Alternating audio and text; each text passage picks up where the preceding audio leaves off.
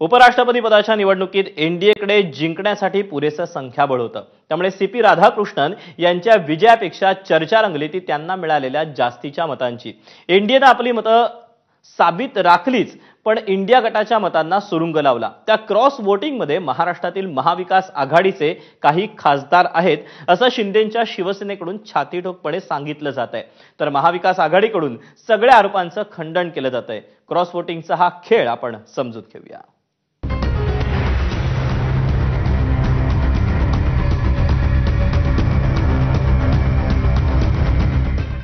काल देशाचे नवे उपराष्ट्रपती निवडले गेले।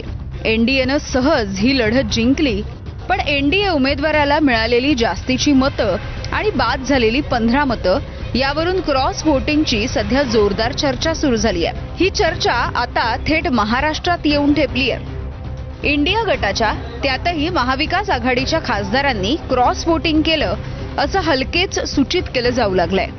यामध्ये शिवसेनेच्या श्रीकांत शिंदे आणि नरेश म्हस्केंनी आघाडी घेतली।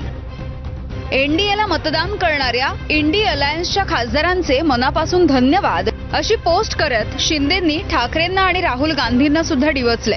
आम्ही सगळ्यांच्या संपर्कात असतो, आमचे रिलेशन जे आहे सगळ्या खासदारांबरोबर चांगले आहेत आणि मला वाटतं चांगले जेव्हा आपण संबंध सगळ्यांशी ठेवतो हे पक्षाच्या पुढे जाऊन हे सगळे संबंध असतात, म्हणून आज एवढा मोठा विजय जो आहे हा झालेला आहे। समजने वाले को इशारा काफी आहे। मी एवढं विस्तृत तुम्हाला सांगितलं की किती मतं मिळणार होती, कशी मतं मिळणार होती।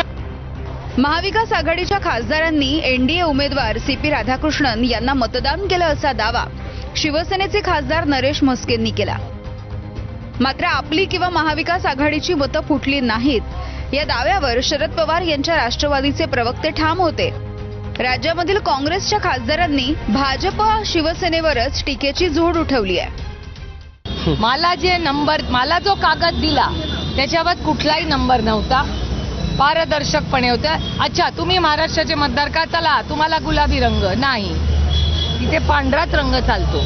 त्यामुळे असं कुठलाही वेगळा पेपर, आणि जर हे सिक्रेट वोटिंग होतं तर मग यांना कसं माहिती की कुठली मतं फुटली हा प्रश्न मला विचाराल। जर असे आरोप असतील तर मी माननीय आपला त्याचे अध्यक्ष खरं तर प्रेसिडेंटलाच पत्र लिहावं लागेल।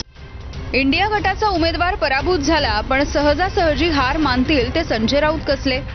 वेगवेगळे तर्कवितर्क सादर करत 300चा आकडा साधा नाही हे समजावून सांगण्याचा त्यांनी आटोकाट प्रयत्न केलाय।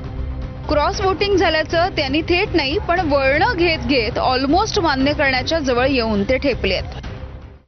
ती मतं इंडिया आघाडीला मिळणारी होती, पण शेवटी निवडणूक निर्णय अधिकारी जे असतात ते कोणाचे असतात हे आपल्याला माहिती आहे। जसं महाराष्ट्रातल्या विधानसभा लोकसभा निवडणुकीत झालं तसं तिकडे होऊ शकतं। ही 15 मतं, त्या 15 मतांवरची जी खूण होती ती इंडिया आघाडीचे उमेदवार सुदर्शन रेड्डी यांच्यासमोर केलेली खूण होती आणि ती मतं अवैध ठरवली काही कारणानं। नशीब ते शिवसेना माननीय उद्धव ठाकरे पक्षाचे 25 मतं फुटली असं बोलत नाही आणि पवार साहेबांची 27 मतं फुटली असं बोलत नाही। असं विधान करणाऱ्यांचा मेंदू गुडघ्यात सुद्धा नाही, त्यांना मेंदूच नाही। हे कोण लागून गेलेत आमची मतं फोडणारे? हे तुम्ही निष्ठावंत जे राहिलेत आमच्या पक्षामध्ये ताकदीनं त्यांचा अपमान करताय सगळ्यांचा। निष्ठा या शब्दाचा अपमान आणि कलंक लावणारे हे लोक आहेत, हे जे बोलतायत कोणी आज स्वतः विकले गेले। इंडिया आघाडीमधल्या काही नेत्यांनी मात्र हा प्रकार गंभीरपणे घेतला। क्रॉस वोटिंगच्या संदर्भात खासदारांची चौकशी करावी अशी मागणी काँग्रेसचे खासदार मनीष तिवारी यांनी केली आहे। क्रॉस वोटिंग हुई है तो ये अति संवेदनशील और बहुत ही संगीन बात है, और जो तथ्य सार्वजनिक हुए हैं, जो सवाल आप पूछ रहे हैं, अगर उसमें ज़रा सी भी सच्चाई है तो जो इंडिया ब्लॉक के घटक दल हैं उनको इसकी तय में बहुत बारीकी से जाना चाहिए। या प्रकाराचा इंडिया गट अभ्यास करेल असं सतेज पाटील यांनी शांततेत त्यांच्या स्टाईलनं उत्तर दिलं, तर जितेंद्र आव्हाडांनी त्यांच्या स्टाईलनं उत्तर देत विरोधकांचे सगळे दावे उडवून लावले। भाजपने महाविकास आघाडीच्या नेत्यांना आणि राहुल गांधींना आत्मपरीक्षण करण्याचा सल्ला दिलाय। मला वाटतं या उपराष्ट्रपतीच्या निवडणुकीमध्ये आपण बघितलं असेल, बीआरएस असेल किंवा BJD असेल, या सगळ्यांनी मतदानापासून अलिप्त राहून अप्रत्यक्षपणे भाजपला मतदान करण्याचं काम त्या ठिकाणी केलं. त्यांचा दुटप्पीपणा हा देशासमोर आलेला आहे. आणि मागच्या वेळी ज्यावेळी उपराष्ट्रपतीची निवडणूक झाली त्यावेळी मताची टक्केवारी यामध्ये बदल होऊन 40% मतं आता आमच्या उमेदवाराला त्या ठिकाणी मिळालेले आहेत. आणि म्हणून ह्या सगळ्याचा अभ्यास निश्चितपणे सगळेच पक्ष इंडिया आघाडी म्हणून आम्ही निश्चितपणे करू. की एनडीए प्रचंड मजबूत आहे. उलट ज्यांनी या राष्ट्रपती उपराष्ट्रपती पदामध्ये आम्हाला एनडीएचे मतं फोडायचे आहे, एनडीएचे मतं आम्ही तोडू आणि आमचा उपराष्ट्रपती निवडून आणू, त्यांनी असं म्हटलं होतं. त्यांनी अशा वल्गना केल्या होत्या. खरं तर त्यांनी आता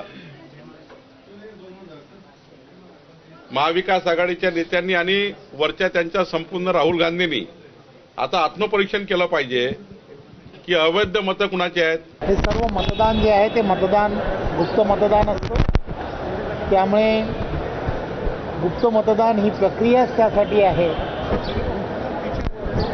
राष्ट्रपती पदाची निवडणूक असेल किंवा कोणतंही मतदान हे गुप्त पद्धतीने करणं आणि त्या गुप्त पद्धतीने केलेल्या मतदानामध्ये प्रत्येकाचा मतदानाचा अधिकार हा योग्य उमेदवाराला देणं हे फार गरजेचं असतं. दिल्लीमधल्या निकालाच्या नंतर महाराष्ट्रामधल्या घडामोडींना अचानकपणे वेग आला. महाविकास आघाडीची काही मतं फुटली अशी गल्ली ते दिल्ली चर्चा सुरू आहे. उद्धव ठाकरेंनी राज ठाकरेंची त्यांच्या घरी जाऊन तडकाफडकी भेट घेण्याच्या मागे दिल्लीमधल्या घडामोडी हे एक प्रमुख कारण असू शकतं असंही बोललं जात आहे.